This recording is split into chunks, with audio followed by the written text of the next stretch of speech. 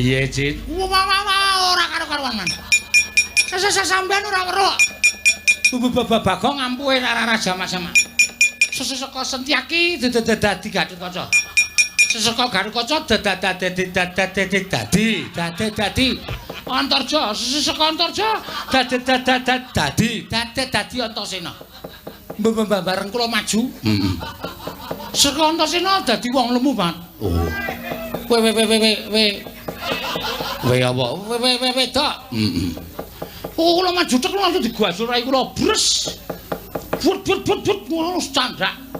Tangan kula cek banting but kuku kula buyer terus ndake mlontrai kotang. Oh. Jejel ke cangkem kula, Man.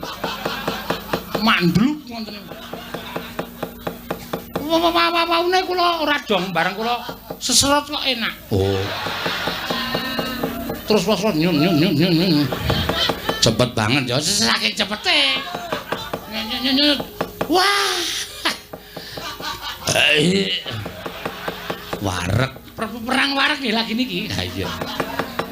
Wis ora karu-karuan.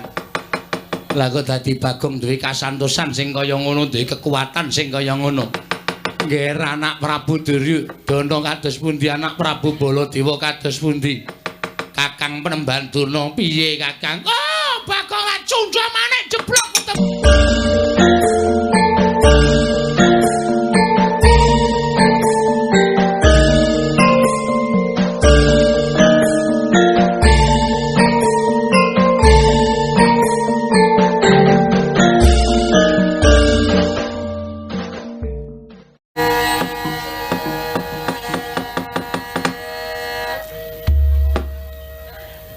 Pamanarya wonten timbalan nggih Koko Prabu wonten dawuh Yai Bapa Penemban Durna Kula wonten nanu timbalan paduka anak Prabu Ngastina nggih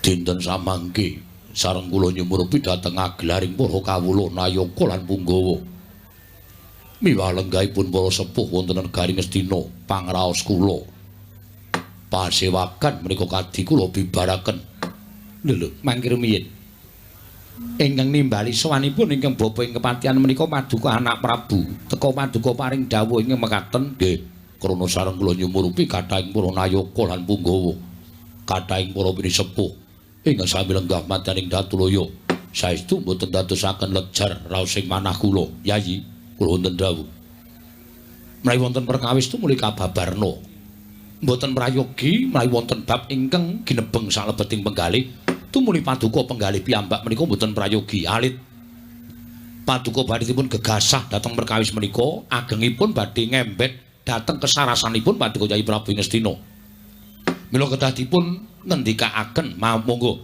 dipun petang-petang tuwin dipun gelar sarta dipun gulung kados pundi mangke menawi wonten bab ingkang dados ribet penggalih paduka tumuli dipun padosi caranipun supados perkawis menika kala wau tumuli wudhar Koko Prabu wonten dawuh perkawis menika mboten ngembet perkawis negari perkawis menika mboten ngembet perkawis kanalindranipun ingkang rayi ing Ngastina sebab perkawis menika perkawis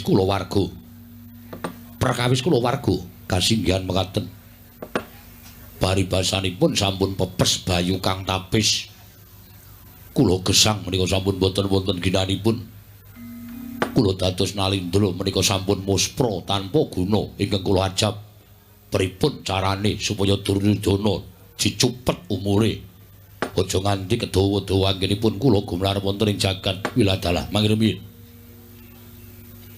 teka kados mekaten wiyosing pangandika paduka Yai Prabu menika mengku suraos ing kados pundi lan wonten perkawis menapa Koko Prabu paduka pirsa piyambak bilih gesang kula wonten ing alam padang dados nalindra mukti ngawi banya Krawati Mbau Dendha derajat pangkat kanalindran bondo bandhu ingkang kula sandhang menika boten wonten menapa menapanipun lan boten wonten ingkang kula raosaken menawi sak mangke kegiatan kula sampun boten wonten wonten kegiatanipun Duryudana menika boten sanes kejawi namung dumunung dhateng Prameswari negari Ngastina inggih menika pun Yai Ratu Banowati Wiladala Samangke sampun saged kula gagapi bilih perkawis menika ngembe dhateng ingkang rayi pun Yai Ratu Banowati kasinggihan mekaten. Sampun wonten setunggal candra menika solah selaganipun. Inggih menika pun Yai Ratu Banowati beneh kelaradat ingkang sampun solah selaganipun Banowati menika sampun benten saben dinten. Pendak-pendak kula caketi tansah anebih mboten nate purun ngladosi sak tataning garwa dhateng guru lagi. Nalika kula sare sesarengan kula tansah dipun singkur. Pendak-pendak kula ajab pirembagan tartemtu anggenipun paring wangsulan dhateng ingkang rayipun Duryudana menika namung setunggal kali kecap. Mboten nate kathah-kathah anggenipun paring pangandikan mongko adat sabenipun mboten kados mekaten. Koko Prabu solah selaganipun Yai Ratu Banowati mekaten menika kala wau tuwuh tandha pitaken salebeting manah menapa Prameswari Ngastina Yai Ratu Banowati sampun boten tresna kaliyan ingkang rayipun Duryudana. Upami mekaten Koko Prabu, mugi kula aturana nedahaken wonten pundi margi ingkang pantes kinarya nyupet dhateng yuswanipun ingkang rayi. Kula badhe pados margining pejah. Kula mboten badhe kiyat gesang wonten ing alam padang menawi kedah kapedhotan katresnan kaliyan Yai Ratu Banowati. Ing nyatanipun kula petang-petang jebul pinanggihipun solah selaganipun pawestring kados mekaten menika krana sampun boten tresna kaliyan ingkang rayi pun Ngastina. Koko Prabu, lelampan kula menika kados pundi? Kula aturaken ing ajeng nadyan kula menika kebekan derajat pangkat bondo turah ning menawi boten sinanding katresnanipun garwa persasat wastra lungsep ning sampiran sarah mungging lautan boten wonten ginanipun. Mila wonten ing pasewakan menika badhe kula aturaken dinten sak mangke sampun muspra gesang kula wonten ing alam padang. Sinten ingkang kersa kula titipi negari Ngastina, kula badhe pados margining pejah jalaran kula sampun koncatan katresnan. Yai Ratu Banowati sampun boten tresna kaliyan ingkang rayipun Duryudana. Koko Prabu, wiladalah sabar, sabar Yai. Kula nyuwun pamunten. Sampun ngantos kesesa nemtokaken dhateng perkawis. Ing nyatanipun menika mboten sak nyatanipun kados ingkang sampun paduka ngendikaaken. Nuwun sewu Yai. Ingkang sepisan paduka anggenipun paring dawuh madyaning pasewaken menika kula kinten mboten sak trepipun. Krana menapa? Menika perkawis kula warga. Menika perkawisipun paduka Yai Prabu kalawan ingkang garwa Yai Ratu Banowati. Mestinipun rinembag dhateng Raka ing Mandura catur netra sampun ngantos pawarta menika kawanguran dening tiyang kathah. Sampun ngantos pawarta menika dipun ngertosi dening para kawula Punggawa Nayaka ing mekaten sedaya sami raosan bilih kula warga Ngastina. Yai Prabu Duryudana kalan Yai Ratu Banowati menika mboten sae. Menika mboten sampun ngantos kadenangan dening tiyang kathah. Menika mangke badhe ngucemaken asma paduka Yai Prabu Duryudana. Nyatanipun kula sampun boten kiyat ngampah perkawis menika piyambakan. Tumuli lajeng kula ngawontenaken pasewakan ing wigatosipun supados sedaya sami angen-enam dhateng perkawis kula. Syukur bagi saged paring pangandikan kados pundi anggen kula badhe ngrampungi perkawis menika. Nuwun sewu. Ing naminipun tiyang bangun Bali Wisma menika kathah ingkang dados perkawis inggih dados jalaran nyandung tuwin nyrimpeti anggenipun badhe mapanaken Bali Wisma. Nuwun sewu Yai. Tumrap kula perkawis katen menika sampun limrah. Tumrap kula perkawis menika sampun limrah. Jalaran mboten namung paduka Yai Prabu piyambak ingkang ngraosaken dhateng perkawis menika kala wau, nanging ingkang Raka ing Mandura ugi nate dipun singkur dening pun kadang paduka pun ingkang Mbakyu Yayi Herawati. Menika ugi nate. Nanging anggen kula ngraosaken perkawis menika tumrap ingkang Raka ing Mandura. Menika namung pacoban tumrapipun ingkang Raka ing Mandura. Semanten ugi paduka Yai Prabu. Menika namung sawijining pacoban ing mesinipun sampun ngantos dipun penggalih ingkang langkung lebet. Mbok menawi wonten pamuthaipun Yai Ratu Banowati ing paduka Yai Prabu supe satemah boten saged mujudaken satemah adamel kogel kagelan penggalipun Yai Ratu Banowati. Menapa wonten pamuthaipun Yai Ratu Banowati anggenipun nyuwun dhateng paduka Yai Prabu Nanging go sepriki Paduka Yai Prabu dereng saged mujudaken menika ugi adamel gelo penggalipun ingkang garwa. Nanging sampun ngantos Paduka tumuli paring dawuh badhe pados margining pejah menika mboten sae. Sedaya ingkang linampan wonten sak lebeting kulawarga Ngastina menika saged dipun dandosi. Saged dipun dandosi. Menawi perlu ingkang raka ing Mandura ingkang sagah nanting dhateng Yayi Ratu Banowati. Pamothaipun menapa, kersanipun menapa lan karepe piye? Mangke kula nggih badhe nanting. Tumuli kula badhe munjuk atur Paduka Yai Prabu supados sak mangke kula warga Ngastina tumuli wangsul sae malih Yayi. Matur sembah sewu nuwun tanpa pepindhan. Bawandarya wonten dawuh nggih. Kados pundi lalampanipun ingkang putra Ngastina. Kula nuwun sewu menawi bab perkawis kula warga ngaten menika ajrih ingkang abdi kepatihan badhe munjuk atur mangke kinten kula nuwun sewu lho nggih. Nggadahi pemanggih namung saknyatanipun pemanggih menika mboten gina. Krana nuwun sewu menawi bab perkawis ingkang garwa pun Dewi Banowati radi mboten cocok tuwin radi mboten mathuk kaliyan Paduka anak Prabu menawi saking pamrayoginipun ingkang bapa ing kepatihan sedaya menika dipun telateni. Sedaya menika dipun telateni. Kula nuwun sewu. Menawi Paduka menika mboten kendhat anggenipun tansah angungrum saha angetingalaken sih tresnanipun dhateng ingkang garwa kula kinten bab menika badhe wangsul kados wingi uni krana nuwun sewu. Sipatipun wanita menika menawi dipun gatosaken tumuli dipun turuti menapa ing dados pepinginanipun. Angka 3 dipun tresnani menika nuwun sewu badhe lilih penggalipun nggih. Menika kula sampun nyobi mangkaping-kaping. Lan kula sampun nyobi dhateng penggalipun wanita pinten-pinten cacahipun.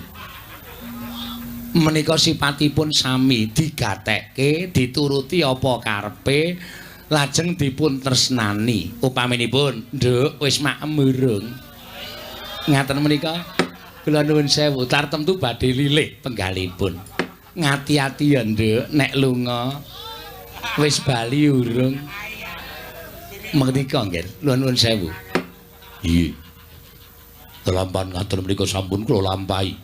Kula tansah gatosaken nanging Yai Ratu Banowati dereng kersa paring pangandikan lan boten purun munjuk atur kaliyan kula. Pendak-pendak kula caketi kula jejeri tansah malingos. Wonten mawon pawadanipun wonten mawon alasanipun anggenipun nyingkir saking ingkang putra pun Duryudana paman. Lha kok aneh. Panjenengan menika kiranganipun menapa lho? Nalindra bagus, tur tasih muda, sugih bondo, sugih bandu, derajat pangkat kecekel. Kula nuwun sewu. Kok lajeng kados mekaten menika lho. Sipatipun ingkang garwa Kakang Durna. Pripun Depate? Panjenengan gadahi pemanggih napa? Dewi Banowati wis kagungan garwa sugih, derajat pangkat wis ana, dhuwit ya ana, bondo ya ana. Ning kok tansah ewa lan anak Prabu Duryudana menika nuwun sewu. Menapa wonten jalaranipun sanesipun menika? Oh, gondhok blekuduk, sumaruh gembol, sumorante, hawala. Nuwun sewu lho Depate. Menawi saking pamitahipun ingkang bapa ing kepatihan, nuwun sewu nggih, anak Prabu Duryudana, anak Prabu Baladewa kepareng kula munjuk atur. Bawaduna kula semanggaken. Miturut pamitahipun ingkang bapa ing Sukalima, tiyang mangun Bale Wisma menika ingkang cagak ingkang kiyat. Menika mboten kok perkawis branda donya, mboten kok perkawis derajat pangkat, mboten kok perkawis anggenipun gadahi kesugihan ingkang kliwat. Menika saged damel pemarem tumraping piyai putri menika mboten. Nuwun sewu lho. Arep duwe dhuwit akeh, arep duwe derajat pangkat, arep kesugihane seprapat jagat saupamane, kula nuwun sewu, nek mboten saged paring napa? Nek mboten iso menehi pemareming batin menika lho, nggih.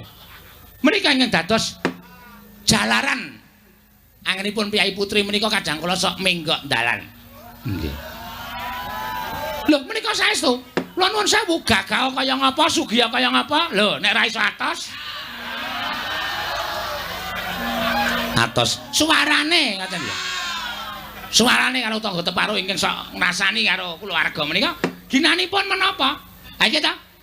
Mergi menapa? Ujaring para pinter ingkang sampun dipun rembag sesarengan. Nuwun sewu, nggih. pecahing Bale Wisma menika wonten pinten-pinten perkawis. Setunggal. Menika karana kula nuwun sewu salah setunggiling ingkang sami nglampahi Bale Wisma duka ingkang putri, duka ingkang kakung menika mboten saged ngrumat dhateng badanipun. Upamanipun ngaten. Ingkang putri menika nuwun sewu banget-banget nggone lemu glombrot. Monggo ora tau gelem macak ning omah. Lho, ning omah ming dastran wae bolong nggon geger.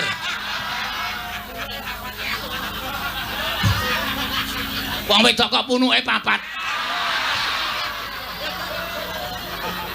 Kula nuwun sewu menika dados jalaran tiyang kakung menika tumuli tresna dhateng tiyang sanes. Kula nuwun sewu lho, Nger. Ning omah ming dimasake jangan terong mongko ning jaba ana gudheg, ana troncom, ana sak piturute. Menika kula nuwun sewu.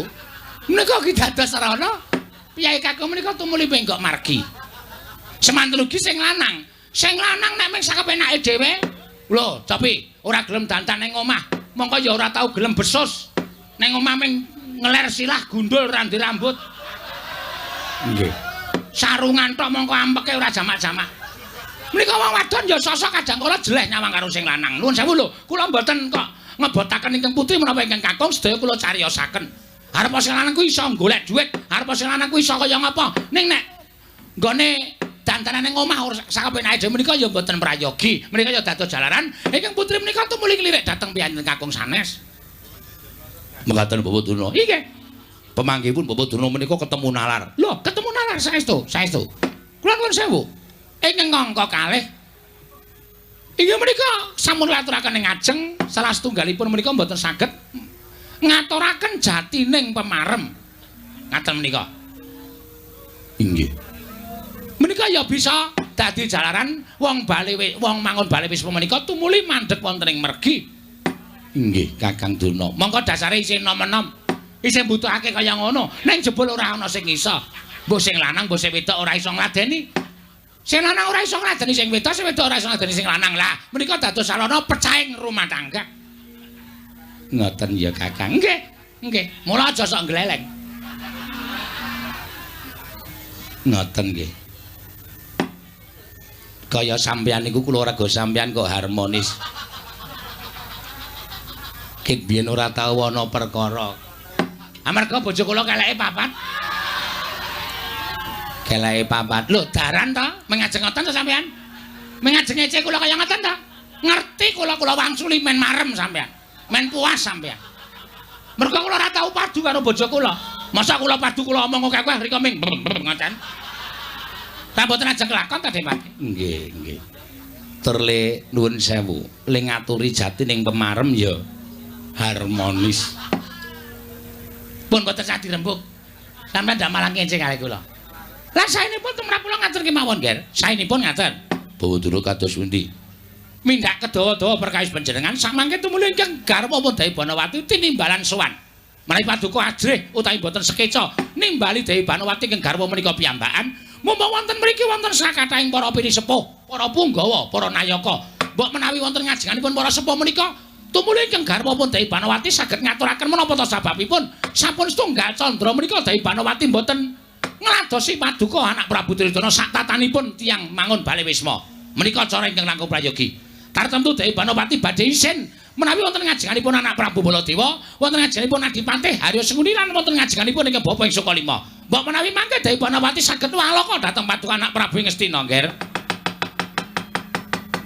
Sidhem jroning pasewakan Wadyagung tanpa sapawa.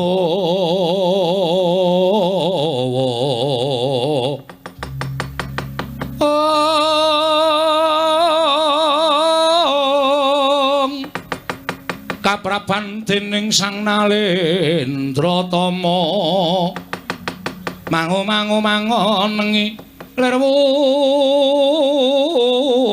sing duka cipta ber putih mandana raras ing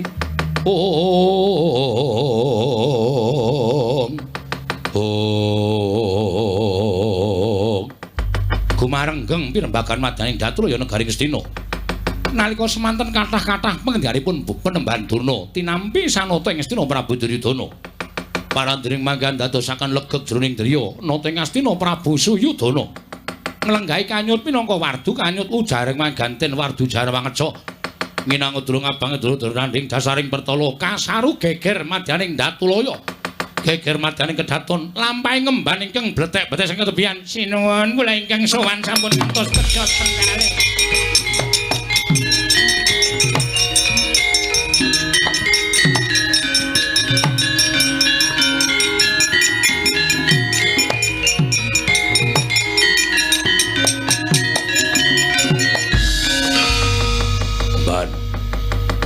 Melayu gawe kaget. Eneng apa? Sewu-sewu kalepatanipun ingkang abdi tadah wadana sinuwun. Menawi kula kadak wilepat dosa menapa ing badhe kula sandang kula namung dederek. Namung estunipun menika wigati anggen kula munjuk atungesa paduka Sang Nata. Eneng apa? Apa ingkang dumadi madyaning kedaton? Apa ingkang dumadi madyaning Taman Sari? Ora pangling kowe ingkem tansah ngladeni kalawan Yai Ratu Banowati. Kasinggihan mekaten mugi andadosna ing kawuningan sejatosipun kula mboten wantun matur nanging anjagi dhateng Kanalindran Paduka. Sastarta asma Paduka Gusti kula Sanata paripaksa kula munjuk atur. Nuwun sewu sinuwun nalika semanten kula medal sak ngajenging kori patengganipun ingkang garwa Dewi Banowati boten kanthi kasengaja kula nglirik sak lebeting patenggan kula nuwun sewu ketingal sukunipun wonten setunggiling priya ingkang sare wonten patengganipun Dewi Banowati lanang apa wedok jaler sinuwun wulunipun kathah jaler sinuwun estu kula mboten badhe ngatur dara dawah kalenggak nata Ngastina.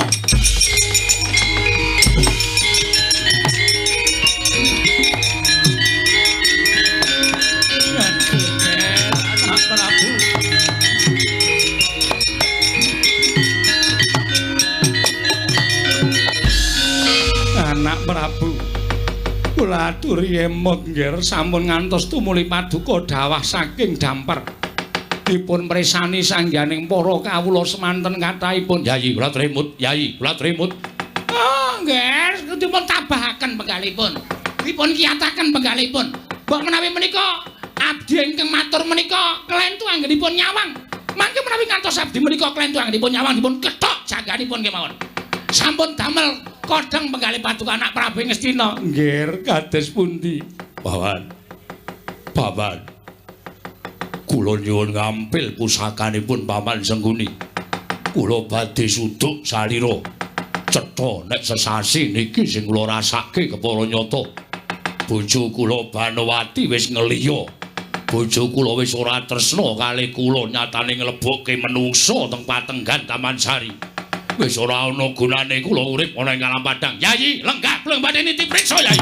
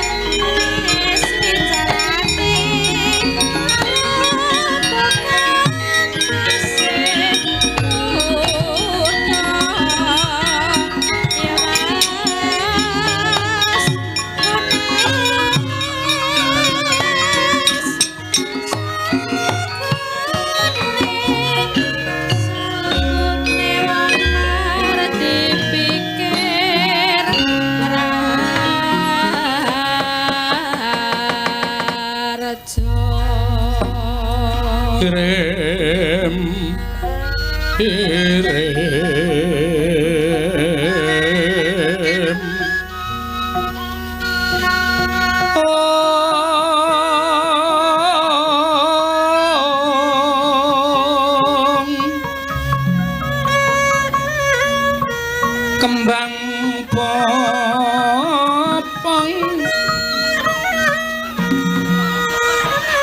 terateba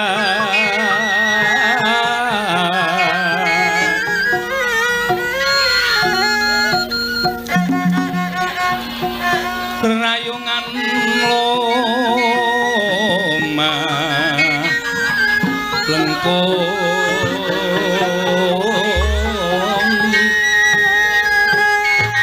tumalong romambat yan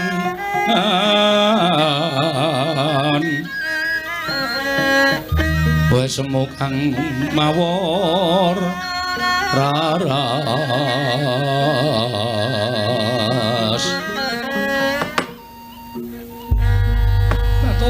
tobat wong kon nyedak wae kok emoh lho tobat gayamu kuwi lho mbuh yo nyedak kene supaya jagongan iki kepenak kula niku namung ngabdi nek ngantos kula niku cedak kalih sampeyan nek ana wong presa tersebar gosip sing mboten apik lho Dewi Banowati aja cedak karo Bagong ki wong kere Bagong ki wong gedhi bal 17 tobat aku tak takon karo kowe Wangsulana nggih waton ora angel-angel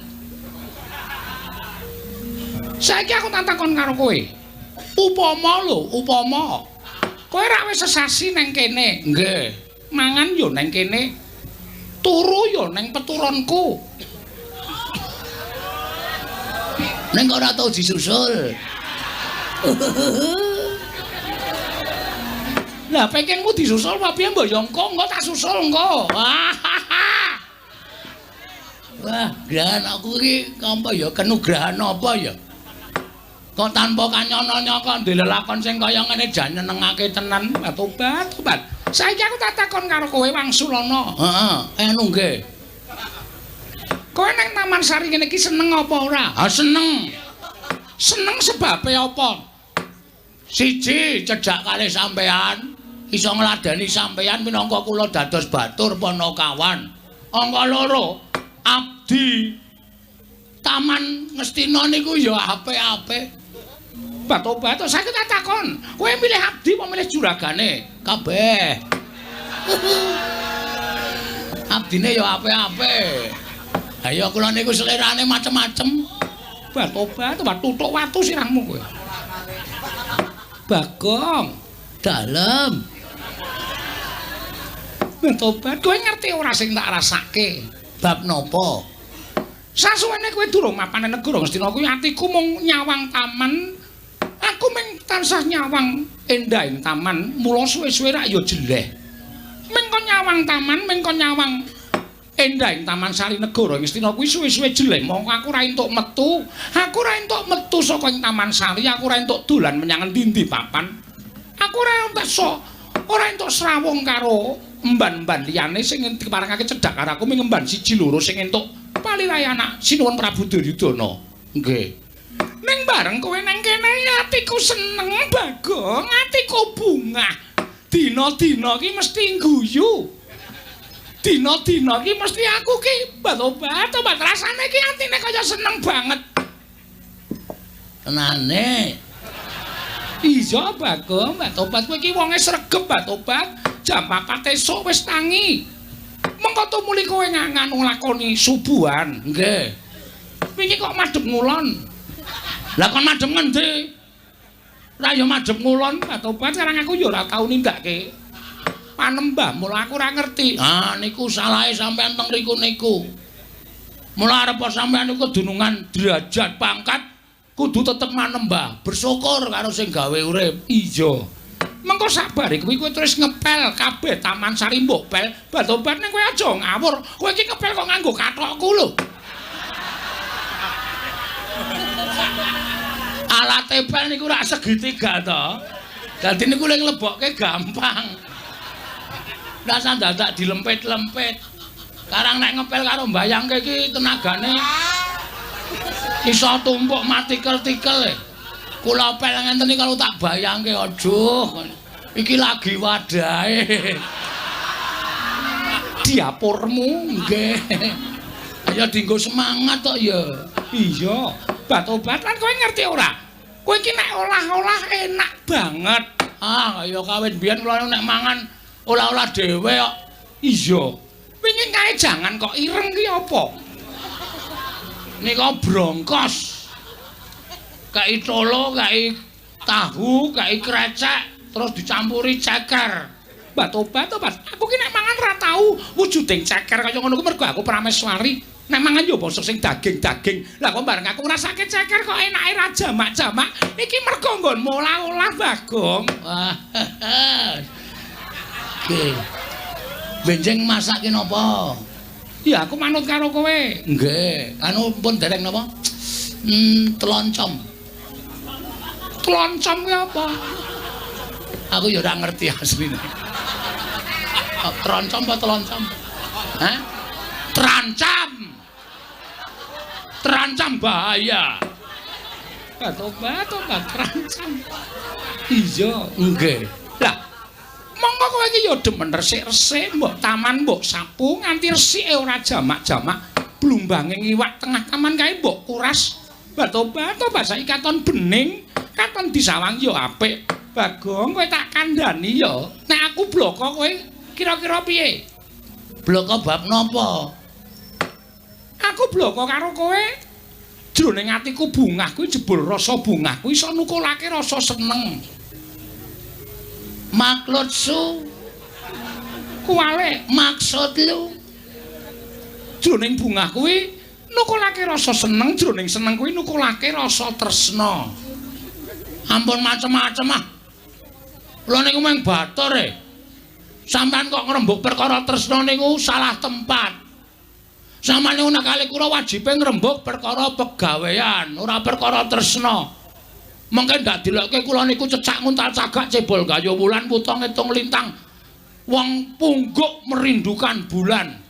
Niku mboten ajeng kelakon. Sing kandha sapa? Ning donya iki ora ana sing ora bakal kelakon nek kabeh dilakoni nganggo tekad. Monggo aku nyatane yo ketukulan rasa tresna karo kowe. Tresna kuwi ruping jiwa sing luhur. Tresna kuwi ruping jiwa sing suci. Tresna kuwi paringane sing gawe urip. Tresna kuwi ora iso ditolak. Tresna kuwi ora iso dibalak. Tresna isane mung dirasake. Tresna kuwi ora pilih derajat pangkat. Naden aku tresnani wong loro saudon telu saurupan. Upamane aku tresnani karo kawula, mongko rupane elek, nek Gusti keparang maringake rasa tresna karo aku, aku ora iso nggone bakal duwa, Bagong.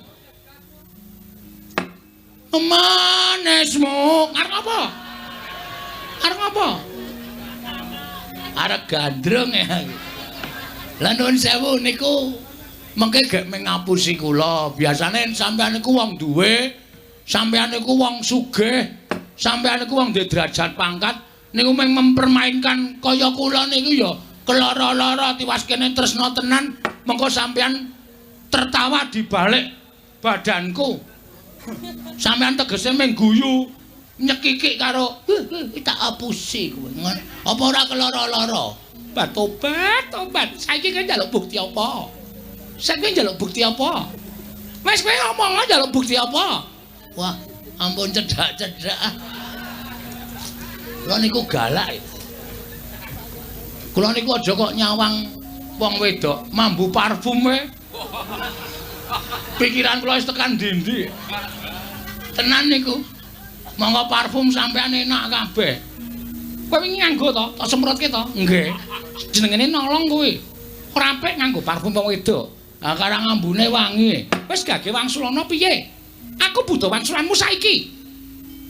Ngeten lho Sin anu Ndara Banowati. Iya, sampeyan niku men kagungan garwa Prabu Duryudana. aku wis ra tresna.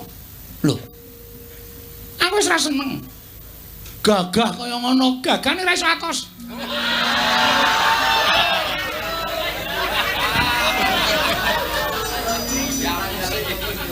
Oh. Dadi masalahe kuwi to. Mula kula mlebu patenggane sampeyan kalih Prabu Duryudana kok teng pundi-pundi teng Slebar.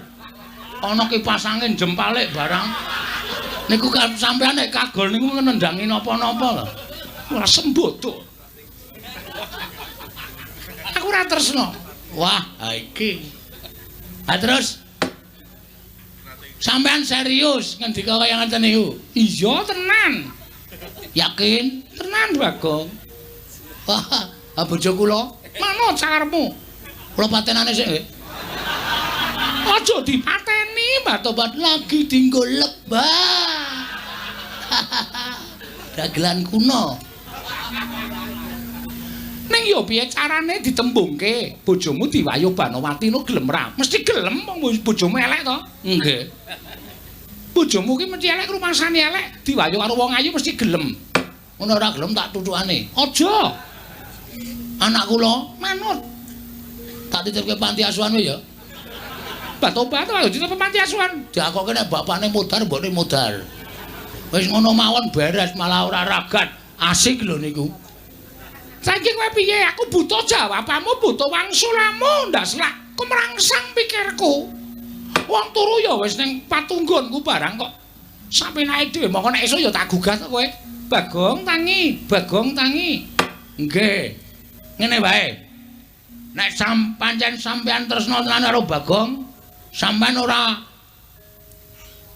napa berperan sebagai prameswari. Terus tetep dadi garwane Bagong. Ora ngono kuwi bojo karo wong lanang kok ngadeg gejejer ora basa. Ayo lungguh ngisor. Inggih ngestaken dawuh. Nah, tobat. Menawi kersanipun ngados mekaten kula nang ngestu padha, kula ngestaken dawuh tuku Kang Mas Bagong.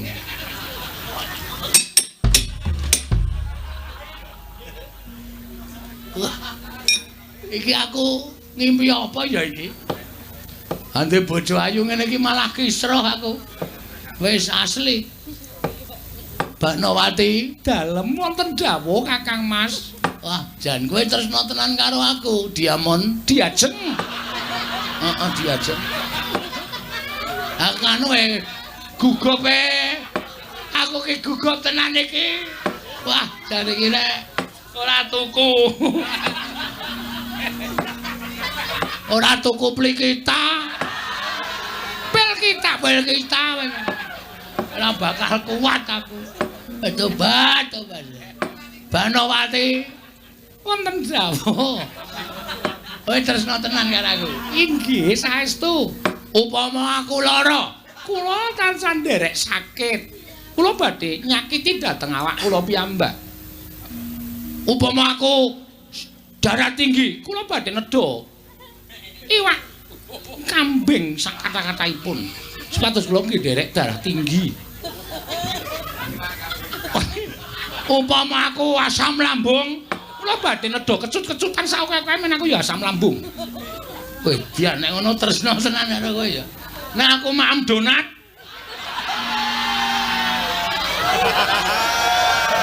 Kula iki badhe nedha donat sak kata-kataipun. Ame kali loro mboten napa-napa, mboten napa-napa.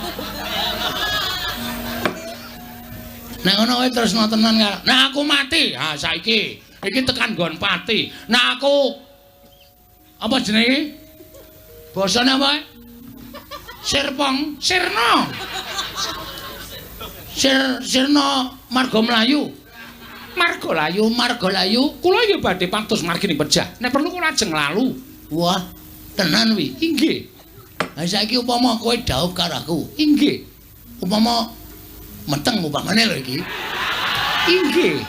Sesuk nek anak-anak dijenengi sapa wis? Ayo. Menawi sae nggih nunggak semi kalian tiyang sepuhipun. Upami bapake Bagong ya nek upama metu lanang ya dijenengi Bagio.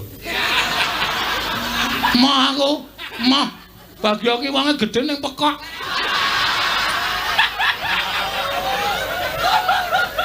Lah menapa Baron? Ah loro kuwi aja. Baron ki mung watuk wae. Aku Basir. Inggih menika sae. Heeh, nek wedok ya apa ya? Wedok Angel lho nek wedok nganggo bagi. Ciluba. Inggih, menika ugi sae. Sae kemawon. Wah, jan. Kira-kira pengen ndek anak pira kowe? Menawi sae menika anu mitra dhateng aturanipun negari Ngastina menika namung kalih. Kabeh. Aku mongko pengen ndek anak akeh. Nderek mawon. Oh iso nang anake umur sesasi kowe metengna ya. Tobat malah ya dinteni sik kok ya. Njur kesusu-susu lho. Ha selak tuwa, selak ra iso ngapa-ngapa pokoke garing pangan.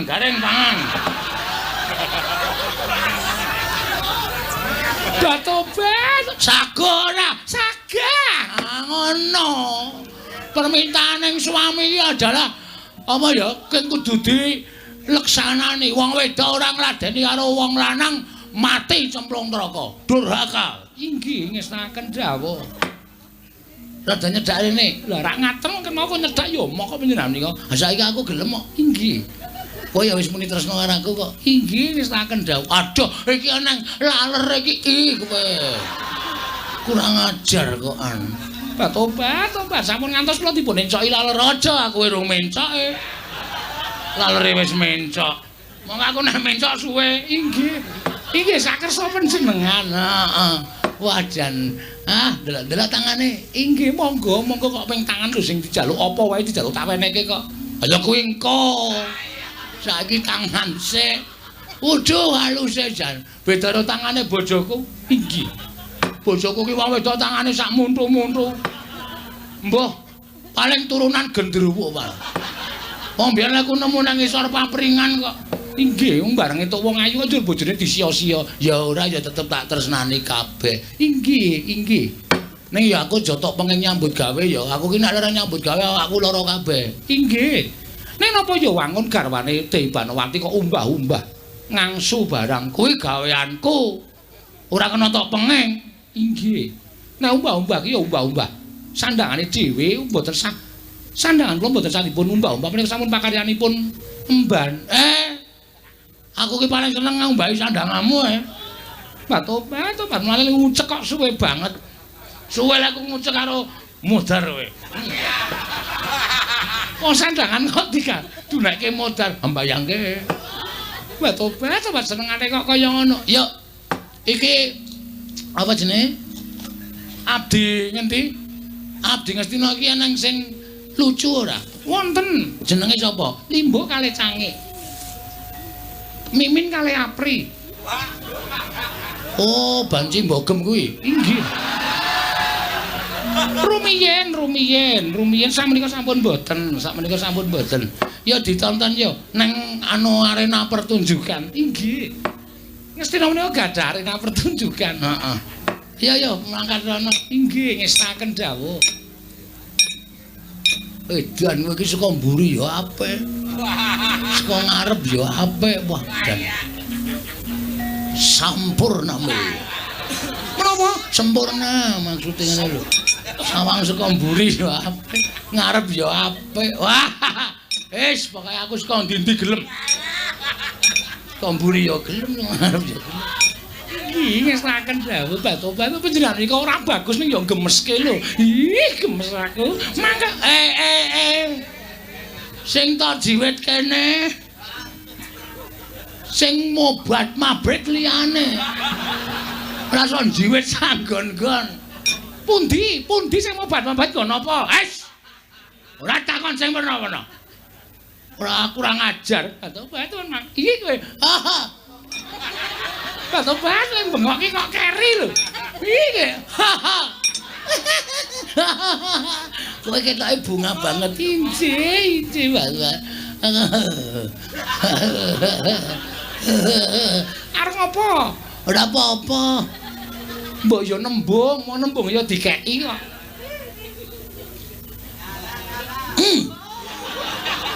Ngopo? Ngopo pilek apa piye? Wah! Ora tanggap. Kesun. Itu ya. Pareng mawon ora entuk mergo apa kok ya. Wong ya karo calon bojone kok Benjang lepun lijab teng pundi? Kau awae sing murah. Ya, rasa ngedunke. Kau awae sing murah. Mangkat wong loro, seksine golek wong ning jaba. Kunci ngesnaken dawuh. Lho. Ngelipe, kurang ajar. Ih, kowe aja ngono, tutukane dhewe. Mboten napa-napa ning nembung. Ha kowe nembung ora dikek-keki. Kowe nglali-lali. Monggo, pangenan pundi? Monggo panggenan pundi? Sik aku malah deg-degan. Kok dadi detak jantungku banter banget aku. Dilegani mung ora njur kendho.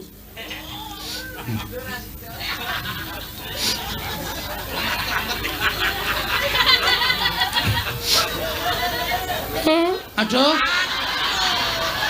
Pripun? Malah ngentut aku. Ngampet malah ngentut. Batu.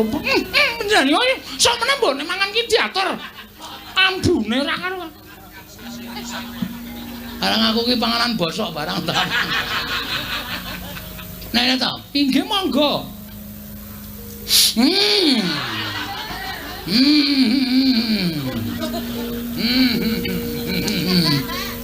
Kok malah lunga lho.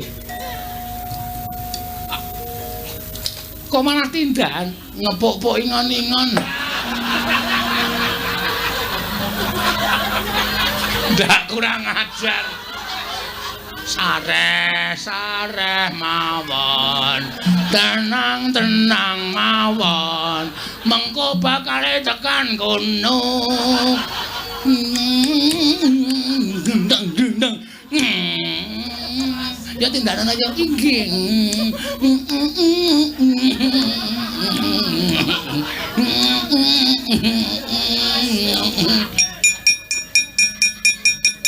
Ditebek wis ora apa-apa ayo ditane engko ndak serat ditenteni Limbuk Cange men pentas sithik mengko bareng tonton Limbuk Cange kan awak dhewe iso melaksanakan inggih ngestaken oh ya inggih ngestaken dawuh ya mangkane Banowati monggo Pangeran Bagong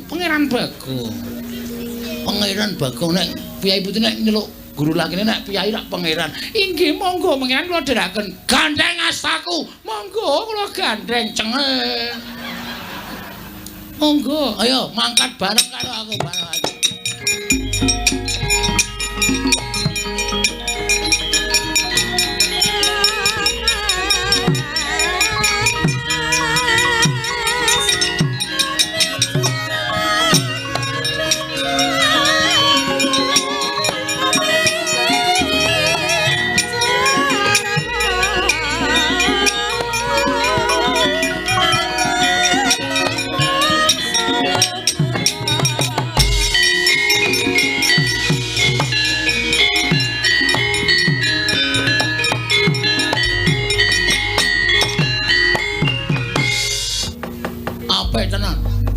Aku seneng abdi-abdi iso gawe lipur penggalihku. Le pentas bengi iki jan luar biasa. Nggih. Mekaten nyatanipun abdi-abdi negaring Stina ki lurah. Heeh, wis apik iki. Nek ya kejaba saka kuwi ora ming mikirke senenge ya diajeng. Inggih. Ning kudu mikirke pahite, tegese ngene.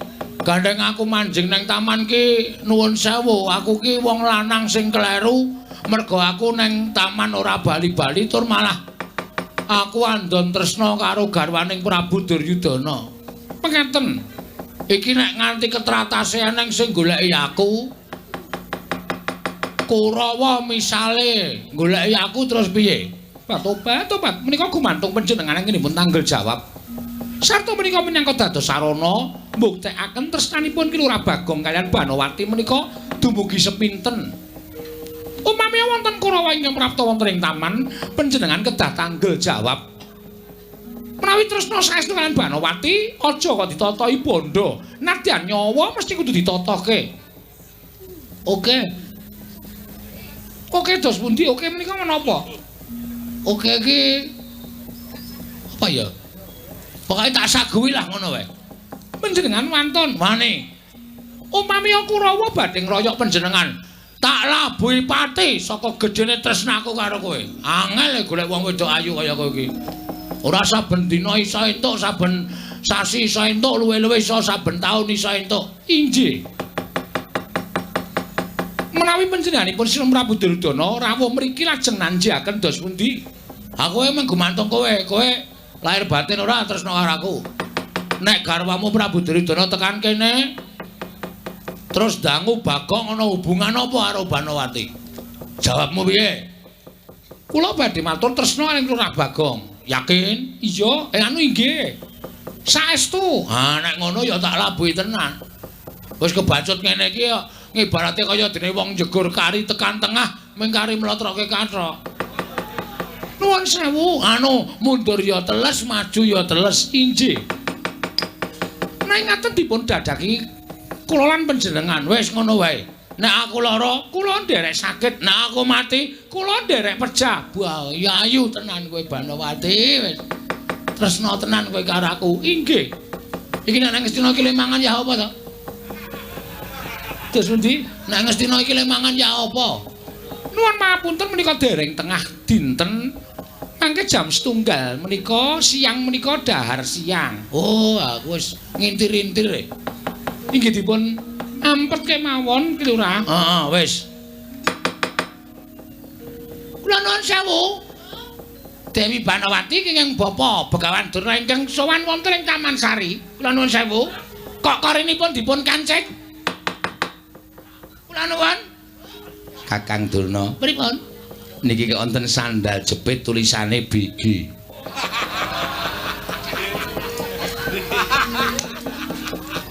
Nuwun sewu nama sandalipun dipun tulisi BG. Tak kater. Wis bola-bali ilang.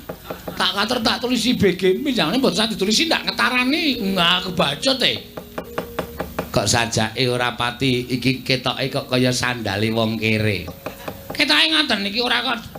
Niki Dede selalu. Napa? Selalu. Sewalo kok selalu. Niki sandal jepit muran. Dibuang Depate. Nggih. Ndak ngreget-ngregeti. Piye iki nek kanane kaya ngene iki dos pundi dadake wis bukake lawange. Dewi Banowati kula ingkang Bapa ing Sokalima. Nuwun mapunten Mremban kula bikaken korinipun Mremban.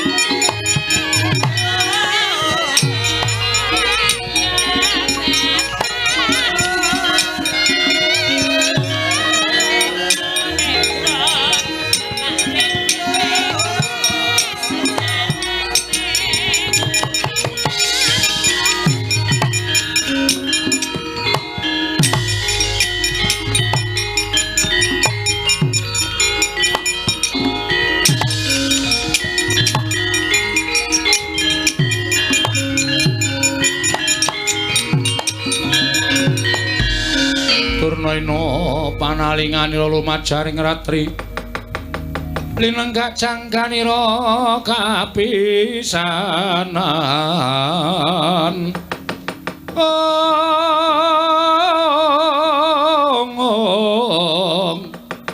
aneng perang Bratayuda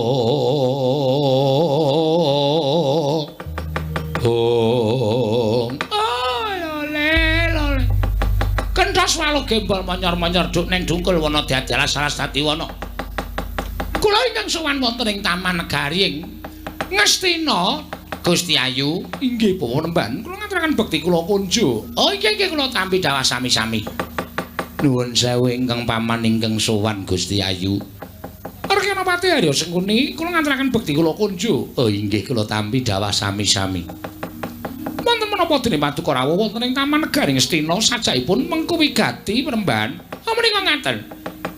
Mugi andhatosna ing kawuningan bilih nalika wonten ing parepatan agung anak Prabu Duryudana menika ngantos dawah saking dampar. Amargi nampi pelapuranipun Emban Taman Negari Ngastina. Kula nuwun sewu lho, kula menika mboten cubriya dhateng paduka Gusti Ayu Dewi Banowati menika mboten. Namung mitra caturipun Emban. Bilih nuwun sewu, Emban menika nyumurupi glibetipun piyai kakung mapan wonten patengganipun Dewi Banowati. Kula nuwun sewu. Menapa kepara saestu bilih panjenenganipun Dewi Banawati menika nyingetaken piyai kakung wonten ing Taman Sari Negari Ngastina. Kula nuwun sewu lho menika. Tobat. Kula nuwun sewu lajeng emban menika kala wau naminipun sinten kok banget nyamah mangasmaning Banawati. Dipun anggep kula menika wong wadon menapa? Dipun anggep kula menika wong wedok murano piye? Ing atasipun kula menika prameswaripun Alindra teka kula menika nyingetaken dhateng setunggiling wak priya wonten madyaning taman. Menika mboten kok badhe ngucemaken asmanipun ingkang putra piyambak nanging ugi badhe ngucemaken asmanipun Sinun Prabu Duryudana. Kula menika saged anjagi dhateng asmanipun Alindra Ngastina lho Penemban. Kula nuwun sewu. Panjenengan kok lenggah kok kaya rada bungkuk-bungkuk menika nuwun sewu. Ingkang wonten wingking menika sinten? Kok saking mriki sampun ketingal treningipun merah. Menika sanes sinten-sinten, Batopa.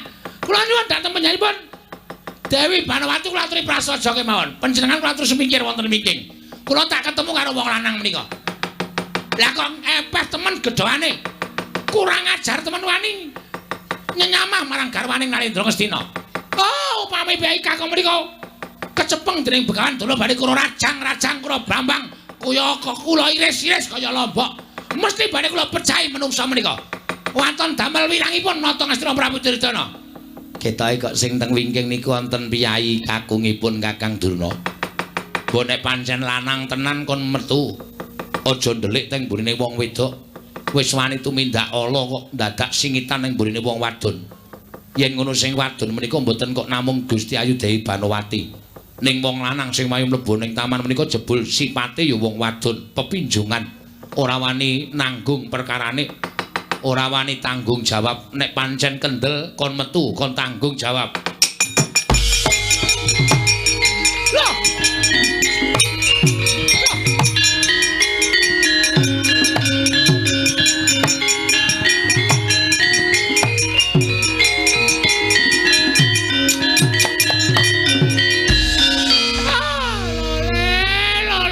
Jan. Aduh, Dik Pate, pripun? Tak kira nek wong lanang duwe derajat, duwe pangkat jebul kere. Nggih. Niki to Mang Sawang. Niki rak wujude Bagong to. Niku Panakawan Madukara to. Halo. Begawan Durna. Iya, aku sing tekan kene. Wonten apa sampean kok muring-muring? Kowe menungso ora tatanan. Kowe wong randhe hidup isin. Kowe ora ngilo karo gethokmu. Kena ngapa kowe mapan ning negara Ngastina? Kena ngapa mapan ning taman? Mboten niat kula kok kula ditimbali kalih Dewi Banawati. Hus, ora sak penakmu dhewe. Gusti Ayu nyebute. Gusti Ayu apa? Dewi Banawati niku saniki pun nuwun sewu mengungkapkan rasa cintanya kepada Aye. Aye jengkulmu melacak to ora? Karepe piye? Mang takon dhewe. Yayi, wonten dawuh Kang Mas. Lho, rungokke. Aku tekan kene sing dawuh sapa? Kula. Terus aku nginep sesasi iki sing dawuh sapa? Kula. Nang kene aku sing ngladri sapa? Kula. Rungokke. Lho. Lah kok dadi kaya ngono iki kepiye nuwun sewu Gusti Ayu kok dados mekaten lampanipun. Nyatanipun tresna menika mboten saged dipun peksa. Nyatanipun tresna menika mboten saged dipun jiat. Kula menika sampun jelek mapan wonten negari Ngastina lan kula menika pengin sanget lan kula menika tansah tom-tomen menawi kula menika ladosi dhateng pun Bagong. Mila tumunten Bagong kula boyong mriki sumados samangke ladosi dhateng kula turta Bagong ya pun cundhuk, sampun mathuk, sampun purun ladosi dhateng kula. Ale ora gelem piye? Wong bojone nang omah bisu kok. Nek ngladeni wong ayu mesti geleme lahir batin. Ha ya ora kok rasa dadak omong ngono iki bejane dhewe-dhewe kok. Nah ingatan Dewi Banawati sampun sambung kalian pun Bagong. Sampun penembahan sampun. Menawi ngantos ingkang ngraka menika prisa. Kula badhe matur menawi mboten tresna Prabu Duryudana nanging kula tresna kalian Bagong. Lho. Yayi, wonten dawuh. Kang Mas disayang. Inggih wis nang dawuh.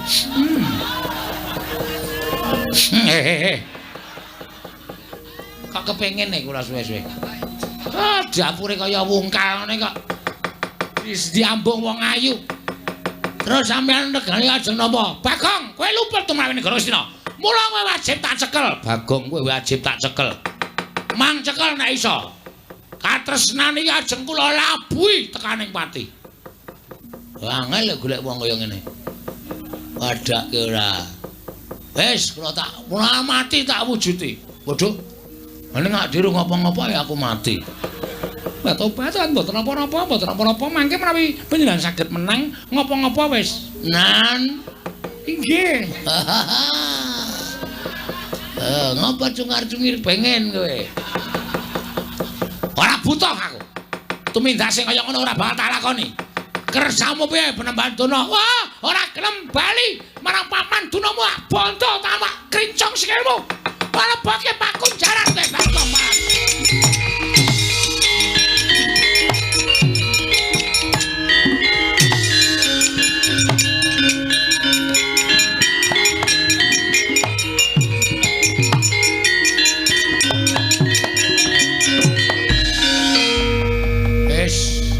Aku sing kudu tanggung jawab.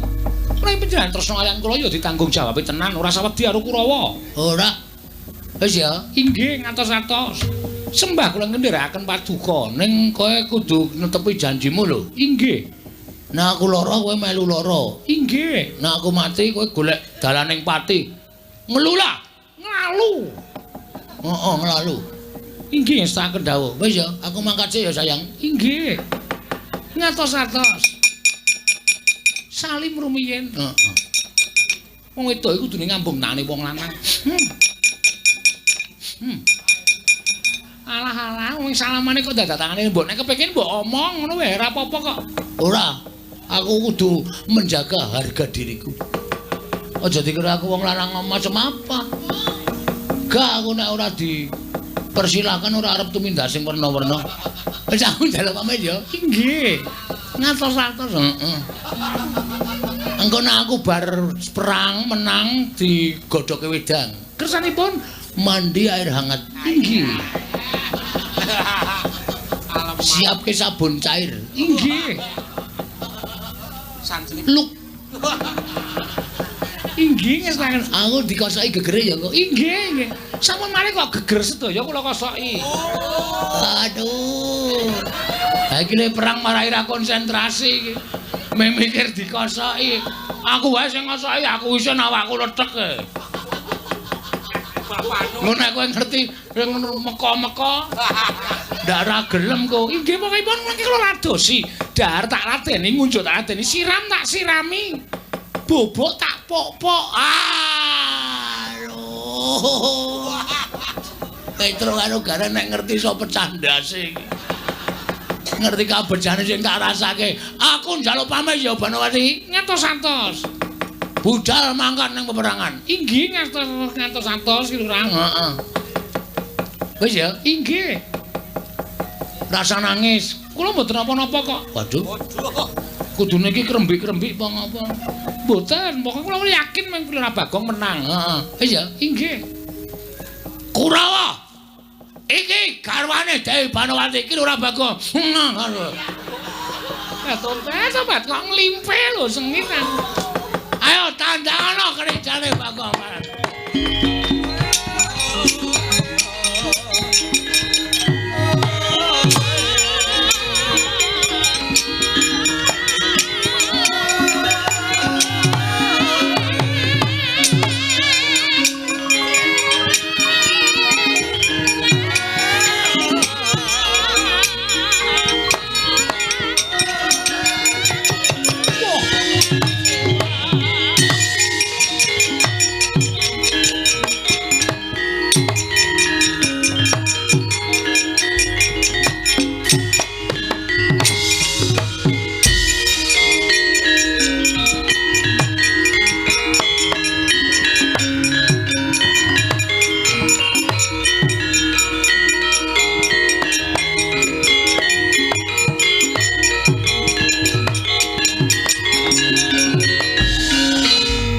Keperanggul mungke ngayuda kepapak bawatnya bentar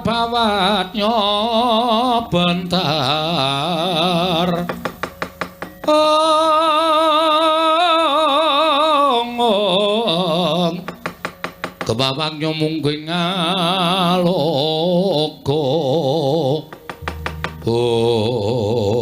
Wiladalah setan ratatanan. Jebul bener ngendikaning Bapa Mlemban Durna lan Paman Patih Sengkuni sing manjing dadi durat moko ning taman. Mung wong gedhe bal 17 wong elek nyolok mripat mung kere Bagong kowe. Heeh. Kowe sapa ta kowe? Lho, ora ngerti karo aku. Kowe ketoke wayang arang-arang metu kowe. Kartomarma dudu. Panjen rupaku padha karo Kartomarma, nanging aku arane Surtayu. Wah. Bes jurusan Parangtritis to kowe. Kae Jatayu. Oh, ndane lali aku Surtayu. Iya. Iki Bagong, kowe maling ana ing Taman Sari. Pancen wis tak sengaja. Ora wedi mati kowe. Alah, mati ki nggo ngapa? Wong urip ki antri modar. Mati saiki mati sesuk padha wae. Wis tak niati. Dasare Dewi Banowati wis ngandhake nek tresna karo aku. Mula sapa sing arep mepalangi karepe Bagong, rawe-rawe rantas, malang-malang bakal tak putung. Aja kok meng aku dadi apa ya ki makar omong apa ya? Aja kok meng kowe sing maju. Ning Prabu Duryudana garwa resmine Dewi Banowati nek pancen arep nyekel karo aku Dewi Banowati tak totohi pecahi dada wutaing marus. Lho, wis tok niati tenan. Ora niat ora bakal kedadean wayangan. Iya. Candak bonto tanganmu krincung sikilmu, tak hukum picis, tak iris-iris awakmu. Majwa leganing kantiku Kartomarma. Surtayu. Walah. Surtayu. Panggal tayoni Gene marganing patimu. cobanan leganing atiku parat kowe.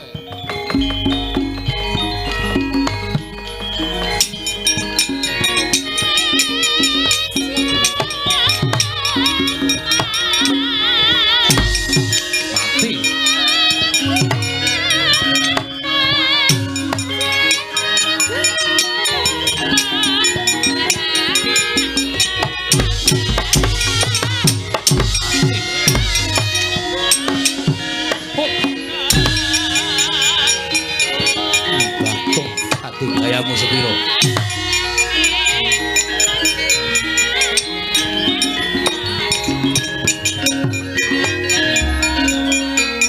Modar tenan aku. Aku ya ora tau perang kok ya gleleng to ya. Musuh Kurawa diajar kene lagar tata-tata wis kemlawe tangane Surtayu pletak nang sirah. Lagi tiba jambak rambutku di ajar sak penake dhewe. Apa dianggep aku mung tekan semene kadek dayaku? Kowe ngerti kekuatane Bagong? Ya, oke. Aku nek ora malik wong sing kira-kira pinter gelut, ora iso menang iki. Ya, kowe ngejak mungsuh sapa? Sing belani aku pirang-pirang Surtayu.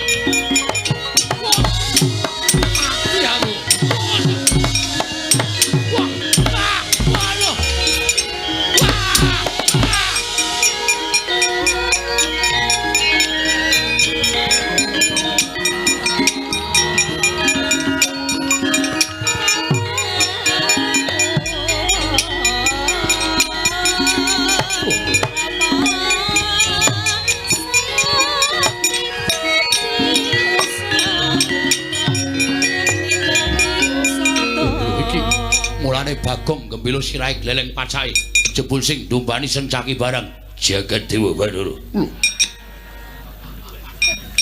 Ayo Satya Garba Guwa Garba. Raden Setyaki ya singa raja singa. Wah, iki diapure Bagong. Dasar Paranyata. Surtayu, aja kendhak sika karo Bagong. Konangan Setyaki kelakon tinju. Wisata dina iki. Omongane teng plethot. Iki Bagong iki dudu Setyaki. Dasar Paranyata pecah ndasmu jajalan. Mati kowe. Sapiamu. Wah.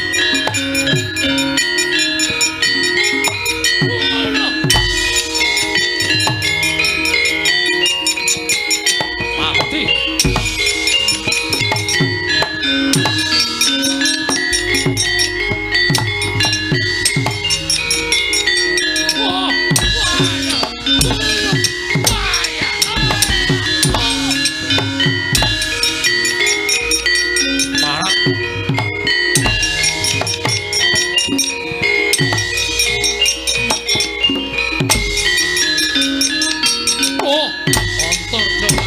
Waya.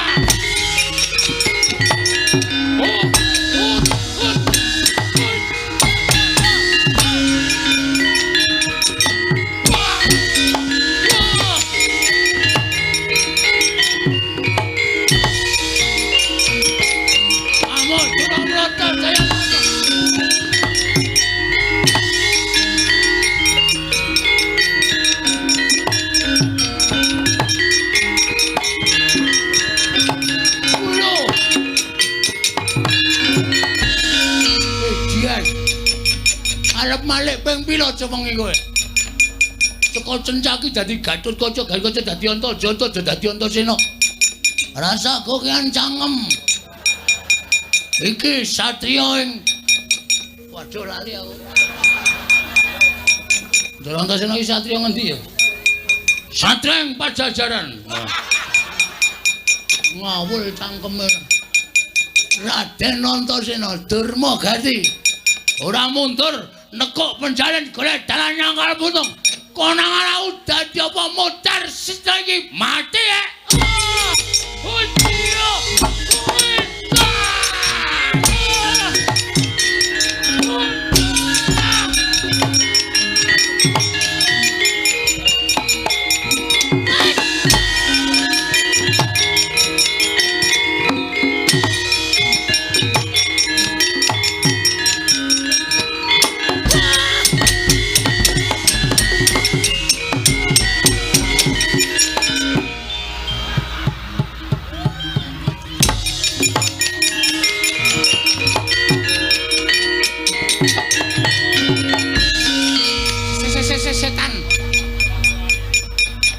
Piye, Cit? Ora karo-karuan, Man. Sampeyan ora weruh. Bagong ngampuhe raja Mas-mas. Sesaka Sentyaki dadi Gatotkaca. Sesaka Gatotkaca dadi Antarja. Sesaka Antarja dadi Antasena. Bareng kula maju. Heeh. Saka Antasena dadi wong lemu, Pak. Oh. Weh apa? Weh tok. Heeh. Kula maju tek langsung digwasur rai kula bres. But ngono candak. Tangan kula cek banting but kuku kula buyer terus ndake mlontrake kotang. Oh. Jejel ke cangkem kula, Man. Mandluk wonten. Waune kula ora dong bareng kula seserot kok enak. Oh. Terus nyun. Cepet banget ya, saking cepete. Nyun. Wah. Wareg, perang wareg nggih lagi niki. Ha iya. Wis ora karo-karuan. Lah kok dadi Bagong duwe kasantosan sing kaya ngono, duwe kekuatan sing kaya ngono. Nggih anak Prabu Duryudana kados pundi, anak Prabu Baladewa kados pundi? Kakang Penemban Durna piye Kakang? Oh, Bagong cundha manik jeblok ketemu kan.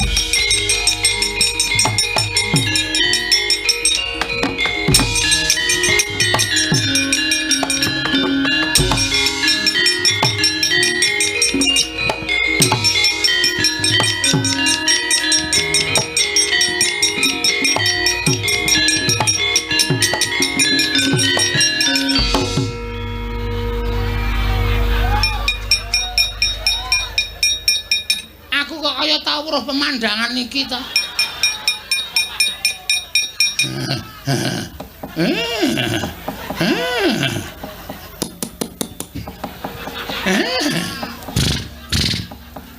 Oh, setan kok Bagong. Lah kok ngeling-eling masa laluku. Oh, jembiyen ya ora jembar kaya ngono kok. Oh, mati.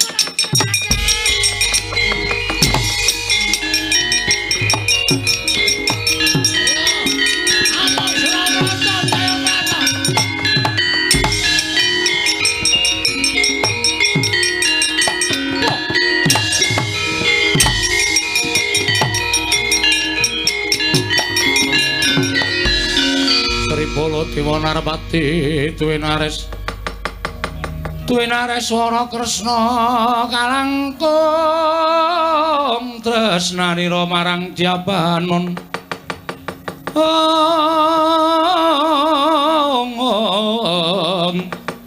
Marang Jabanon sinawi.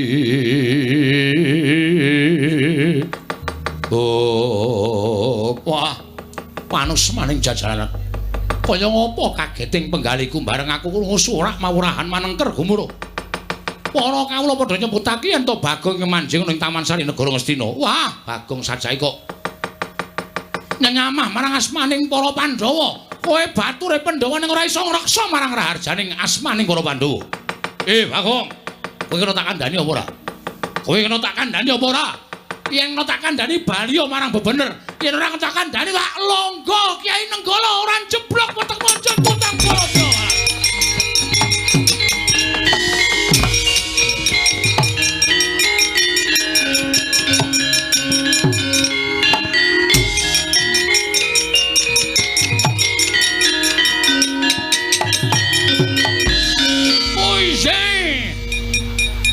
Jagat Dewa Bathara ya jagat pangestu aja to anggap sepele aku Baladewa. Ayo. Iki Nata Mandura. Kowe nggawa Kyai Nenggala, aku nggawa apa iki? Ning saora-orane aku iso malik kaya Prabu Baladewa. Iya. Saentuke sapa sing duwe gaman tak silih kanggo nandingi Kyai Nenggala. Ayo, Amos Ramrata, Jamrata imbang yen padha-padha. Iki Nata Mandura Prabu Baladewa iki.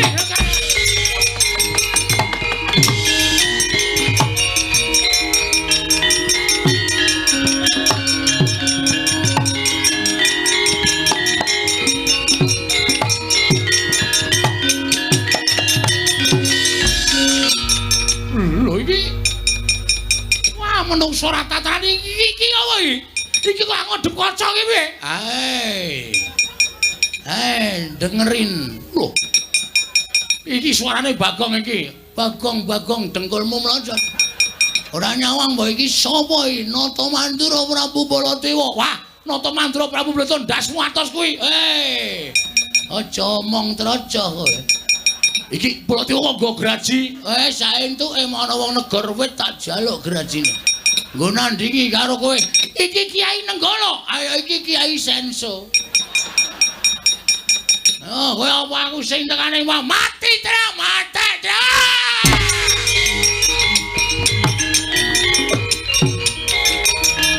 Wah, setan lah.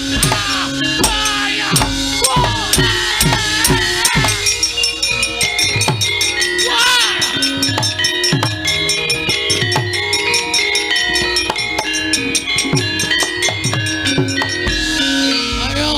Suramrata Jayamrata.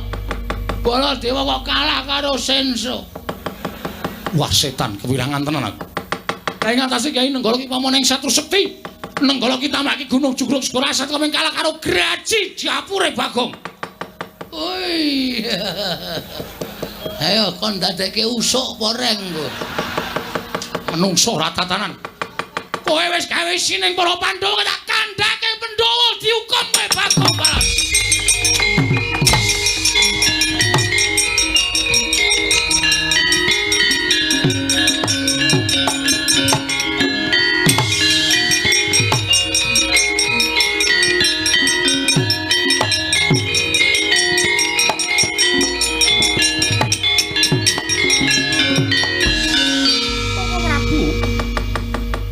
Bagong pundi kok Prabu kula menika sampun kebaja tresna pun Bagong.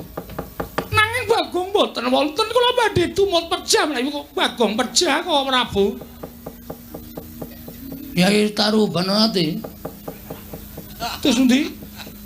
Kyai Taru Banowati. Kyai Ratu kok Taru. Wah, kualik. Kyai Ratu Banowati. Kula wonten maring ada kok. Kowe aja kuwatir. Aja was-was. Aja waspada. Sawangen to, sapa terus dadi nyempur Kakang?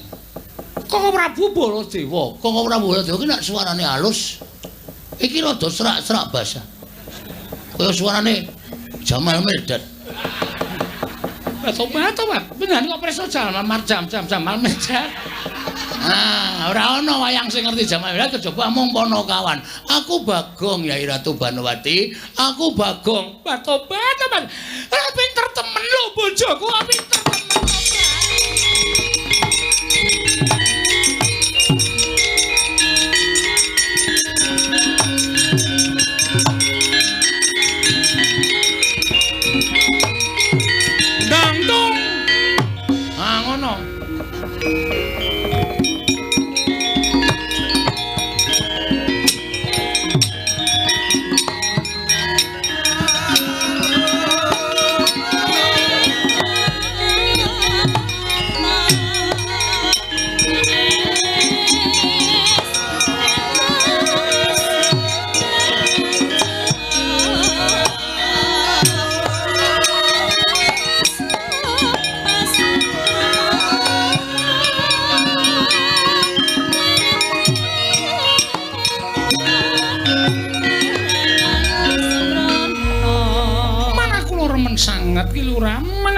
Sanget dinyanyi kok Lurah sampun saged unggul persapura Pandhan Kurawa. Heeh. Aja kuwatir. Merga aku kuwi percaya karo kekuasaaning Tuhan Yang Maha Esa. Iya, inggih. Panjenengane mesti adil. Wong ki nek tresnane tenan iki mesti peparingane Gusti iki diayomi karo Gusti. Monggo kowe wis kebacut nibake tresna karo aku. Inggih. Nuwun sawuning kula kok raosaken mestakanipun ingkang rayi buyer. Mergane tobat. Nuwun sewu lho. Kringetipun ambunipun mboten jamak-jamak. Bar perang. Dadi kringete kotos-kotos ya kowe ya meneng wae raimu tak templekke ning dadaku, turu ning dadaku. Kaya lagu. Inggih. Ayo Suneme sawetara, sumene. Heeh, sumene sawetara manjing ana ing Taman Sari, aku laderana dahar. Inggih, aku njaluk ndok ceplok ya. Inggih, ngesnaken dawuh. Ning ada ndok cecak. Kenaming cilik banget. Bebek menapa ayam? Banyak. Oh inggih, ngesnaken dawuh sing gedhe menak. Inggih, ngesnaken dawuh karo ndok kebo. Mboten gadah. Ayo aku ya ora doyan. Yuk, tahu ya. Inggih. Gorengno tahu. Inggih ngestaken kowe kepekarem aku. Inggih, engko bar kuwi terus tempe. Inggih. Kowe duwe tempe to? Gadah. Mangke kula gorengaken. Rasa dibacem sing kemriyuk wae. Inggih. Monggo kula dheraken ki lho ayo. Ngaso.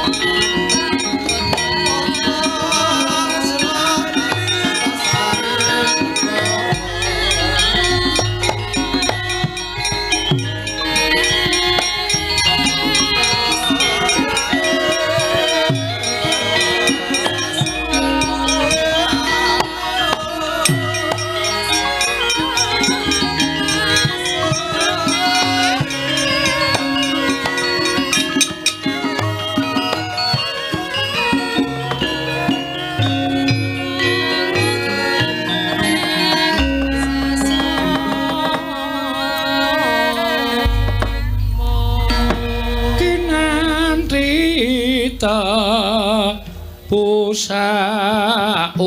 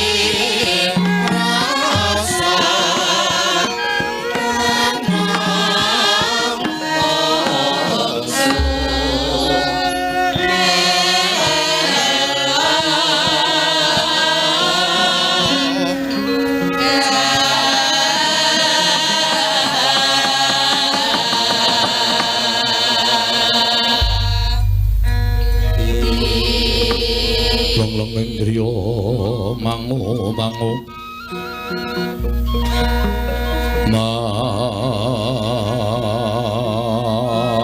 mangungkung kanduhan rimang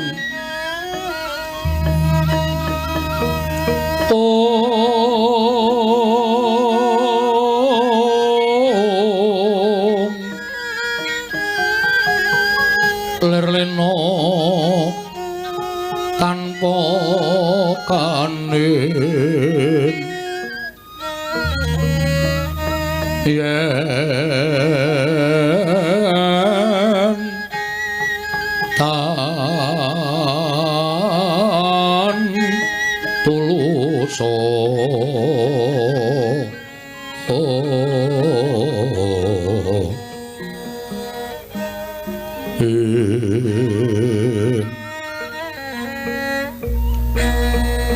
hamangku sang dia utama nalendra muda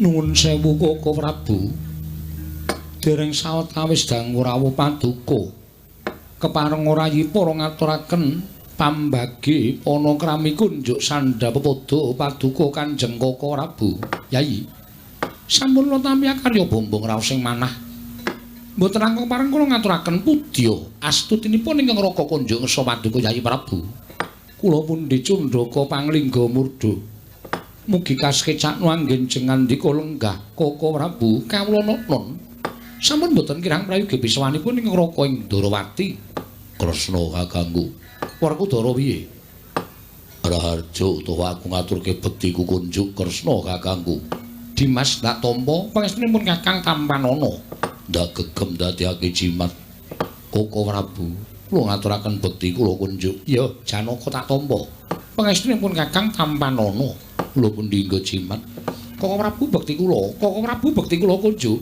ya kembar ndak tampa pangestunipun Kakang Tampanana Yayi kula pundi nggo jimat paripe dayana ing kasantosan puniki kula pundi nggo jimat paripe dayana ing kasantosan Koko Prabu estunipun wale-wale menapa anggen kula ngaturi rawuh paduka Kanjeng Koko Prabu mboten sanes namung badhe kula suwuni supados paduka kepareng wanyara widhekaken dhateng pasumpenan ingkang sampun kula tampi ingkang boten wonten magepokanipun kaliyan negari Ngamarta nanging sanget-sanget andadosaken kuwatos saklebeting manah krana nadyan boten wonten magepokanipun kaliyan negari Ngamarta ewadene tasih wonten sambung rapetipun kaliyan para nayaka punggawa lan abdi negari Ngamarta liripun kados pundi paduka Yayi Prabu paring dawuh ing mekaten Koko Prabu mboten kanthi kanyono-nyono nalika dinten ingkang kepengker kula nampi sasmitaning Jawata lumantar margining pasumpenan bilih Kyai Lurah Semar kados dene gadah damel ageng Koko Prabu malah sareng kula taliti Ki Lurah Nayantaka anggenipun gadah damel nalika semanten mala kramakaken salah satunggiling atmajanipun inggih menika Panakawanala Gareng Petruk Sumawana Bagong nanging dereng pana anggen kula angertosi sinten to ingkang badhe kapala kramakaken dumadakan sampun jugar anggen kula nglampahi nendra Koko Prabu sasmita menika kala wau mengku suraos ingkang kados pundi Koko Prabu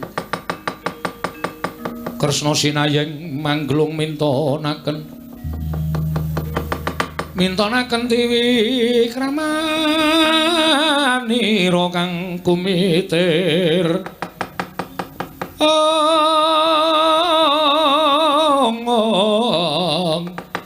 kang umitiraning asta aneng asta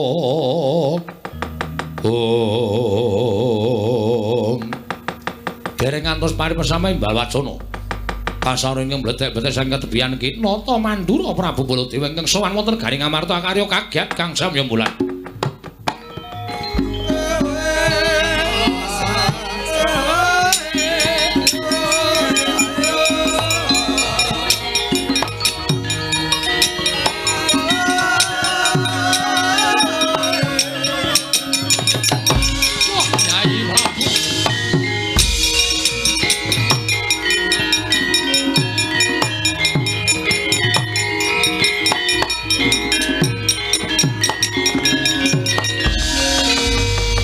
Koko Prabu adamel kagiat sotaning manahipun ing Raying Amarta. Krana paduka mlajar-mlajar wonten menapa Koko Prabu? Koko Prabu wonten menapa? Gule kakangku ning apa? Koko Prabu Mandura wonten menapa? Yayi, sewu-sewu kalapatanipun ingkang Raka Tadhawadana. Mugi andhatosna ing kawuningan bilih anggen kula sowan menika mboten saking negari Mandura, nanging kula sowan saking negari Ngastina. Lan menapa ingkang badhe sampun kelampan wonten Garing Ngastina badhe kula kunjungaken kersa paduka Yayi Prabu. Wonten menapa negari Ngastina dene paduka paring dawuh ing mekaten Yayi. Nalika semanten ingkang Raka tinimbalan sowan ngrembak perkawis anggenipun Yayi Prabu Duryudana ngrumaosi sawetawis wekdal mboten saged atut runtut kalawan Yayi Ratu Banowati. Dereng ngantos purna anggen kula ngrembak perkawisipun Yayi Prabu Duryudana kedadak sowanipun nemban. Munjuk atur bilih Taman Sari Negari Ngastina wonten Duratmaka ingkang wantun anggebang Yayi Ratu Banowati. Sareng kula nyataken sinten ingkang boten kejot manahipun mugi andhatosna ing kawilingan ingkang wantun telanyakan kurang ajar dhateng Yayi Ratu Banowati. Mboten sari kejawi namung abdi Ngamarta Bagong ingkang sampun damel kusepipun para Pandhawa Yayi.